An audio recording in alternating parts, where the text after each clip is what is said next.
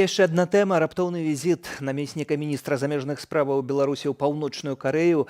Евгений Шастакоў прыляцеў у Пхеньян напярэдадні і прапаганда Лукашэнкі яго не анансавала. Пра візіт паведаміла цэнтральнае тэлеграфнае агенцтва паўночнай Карэі. Карэйскае тэлеграфнае агентства не раскрывае мэты візіту беларускага чыноўніка. Адметна, што і медыі рэжыму Лукашэнкі апошнім часам не распавядалі пра нейкія аспекты супрацы Беларусі з паўночнай Карэяй. Сёлета ў канцы сакавіка толькі прэс-служба праўладнай партыі Беларусь узгадвала, што партыя наладжвае кантакты з дыпламатычнай місіяй паўночнай Карэі ды цалкам падтрымлівае палітыку аднаго з найбольш жорсткіх таталітарных рэжымаў у свеце. Адметна, што таксама ў сакавіку Рада Еўразвязу заклікала Еўракамісію падрыхтаваць новыя санкцыі супраць Беларусі, Паўночнай Карэі ды Ірану за падтрыманне Расіі ў вайне ва ўкраіне. У сваю чаргу генеральны сакратар НАТО Йенс Стольтенберг заявіў, што аўтарытарны альянс Расіі, Кітаю, Ірану і КНДР набірае моц. Мінулым тыднем паўночнакарэйскі дыктатар Кім Чен Ын падчас візіту ў вайскова-палітычную акадэмію заклікаў сваё войска, цытата, «як ніколі рыхтавацца да вайны». І ўжо цяпер з намі на відэасувязі эксперт у нееўрапейскіх цывілізацыях спадар Яўген Красулін. Добры вечар. Вечар добры. Спадар Яўген, што гэта за такі візіт, як вы бачыце, дыпламатыя на меру рэжыму? Тут, зноўку, інфармацыйнае суправаджэнне гэтага рэжыму, гэтага візіту настолькі сціплае, што казаць нешта канкрэтнае вельмі цяжка. Тут зноўку мы трапляем у сферу гіпотэзаў. Но гіпотэзы, тым не менш, можна пабудаваць некаторыя. Па-першае, калі паглядзець на папярэднія часы, адносіны з Паўночнай Карэяй у беларускага рэжыму, хоць не сказаць, што былі там нейкімі напружанымі, но нельга казаць, што яны былі вельмі актыўнымі. Гледзячы на аб'ёмы гандлёвага звароту, там нейкія капейкі, вартыя жалю, назіраюцца. Но калі казаць пра перспектывы эканамічных стасункаў, тут вельмі мала у нас атрымліваецца дзе пагуляць фантазіі нашай. І першае, што прыходзіць у галаву, гэта хутчэй палітычная складаючая. Зноўку мы памятаем верасень мінулага году, калі з Кім Чен Ыном сустракаўся Пуцін. Гэта быў вельмі анансаваны, такі па ўсім свеце назіралі за гэтай сустрэчай, бо гэта было вось тое самае збліжэнне Расіі і Паўночнай Карэі, якое трактуецца як адзін з элементаў пабудовы восі зла. І тады Лукашенко, як шмат, думаю, хто памятае, казаў, што «возьмите меня трэцім да сабе». Гэта таксама было шырока агучана, вось тое, што Лукашенко звярнуўся да Пуціна з просьбай далучыць яго да гэтай кампашкі. І вось тут можна выказаць такое меркаванне, што пры апошняй сустрэчы Лукашэнкі з Пуцінам магчыма, была дадзена нейкая адмашка. Ці, скажам так, зноўку, Паўночная Карэя – гэта краіна своеасаблівая, яна даволі замкнёная. Традыцыі дыпламатыі ў яе таксама вельмі своеасаблівыя. Да яе проста так на крывой казе не пад'едзеш.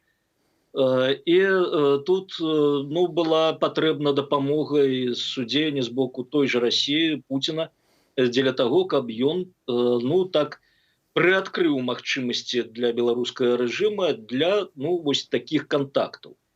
Магчыма, гэта такі выведны візіт дзеля таго, каб паспрабаваць далей перайсці да пабудовы чагосьці большага.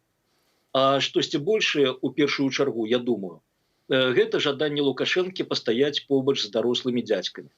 Бо зноўку, калі мы паглядзім на вось агучаны спіс восі зла, Кітай, Іран, Паўночная Карэя – гэта краіны з ядравай зброяй. Па меншай меры, Іран хутка таксама. Беларусь таксама. Беларусь цяпер таксама краіна з ядравай зброяй. Пакуль, канешне, ёсць гэтыя звесткі, што быццам бы ядравая зброя на тэрыторыі Беларусі прысутнічае, но яшчэ не было заўважана канкрэтных і неабвяргальных пацверджанняў таму. Лепш, каб мы Пакуль што гэтага я дапускаю, што гэта толькі нарацыя. лепш, каб мы гэтага і не заўважалі, але ў гэтай сітуацыі таксама ўзнікае іншае пытанне, ці толькі пастаяць, як вы кажаце, з вялікімі дзядзькамі, ці ўсё ж такі размова ідзе яшчэ і пра гандаль уласнай зброяй. Ну, уласную зброю, уласна кажучы, так, можна знайсці некаторыя артыкулы, па якіх такі ўзаемны гандаль можа адбывацца. Пытаннечка, канешне, чаму ён не адбываўся раней.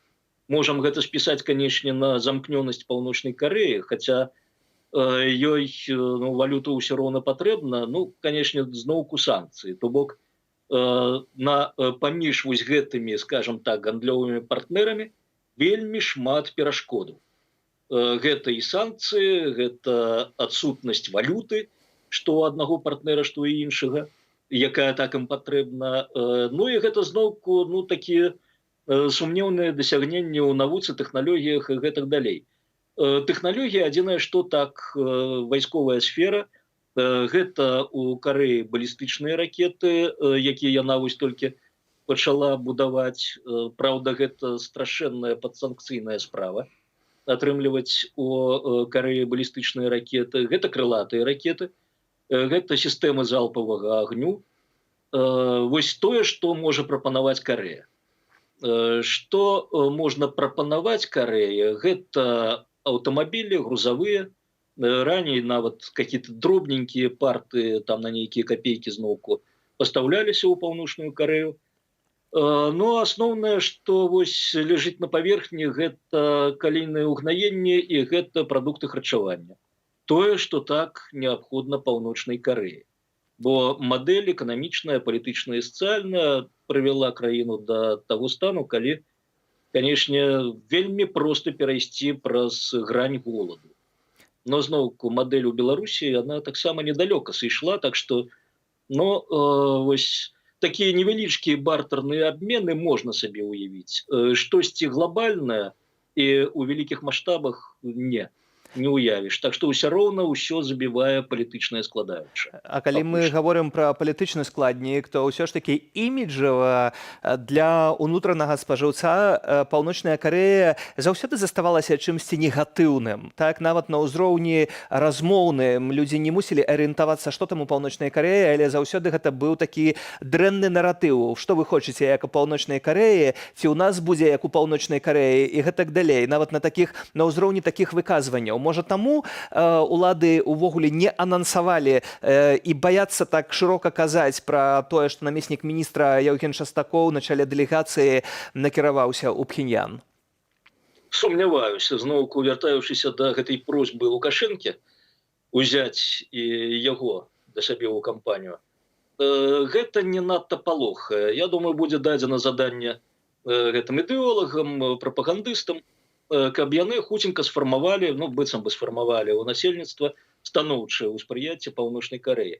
Но, дарэчы, тут можна ж казаць не пра тое, як там шчасліва жывуць грамадзяне, а можна казаць, што вось Карэя, гэта Паўночная Карэя, гэта моцная краіна з моцным патэнцыялам, да якой вымушаны прыслухоўвацца такія краіны, як, напрыклад, Японія, Злучаныя Штаты, Паўднёвая Карэя, бо ў гэтай краіны ёсць свая ядравая зброя.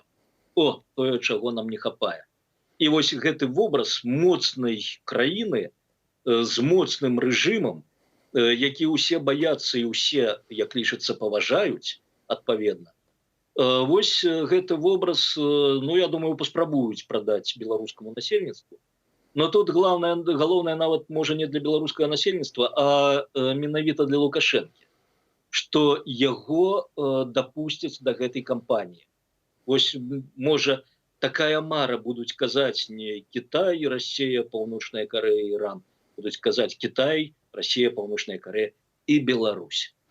Але тым часам Святлану Ціхановскую запрасілі на саміт Вялікай Сямёркі. Ці гэта не ў той самы дзень такі пстрычак у нос Лукашэнку?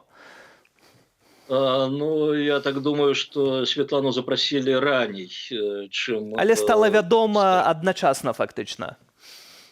Ну, не, ну, про тое, што Светлана Ціханаўская паедзе на Кіпр на гэты саміт Вялікай Сямёркі, гэта было вядома, ну, добра часу таму. Можа, канешне, пра візіт Шастакова было камусьці вядома загадзя, ну, у нас такой інфармацыі не было.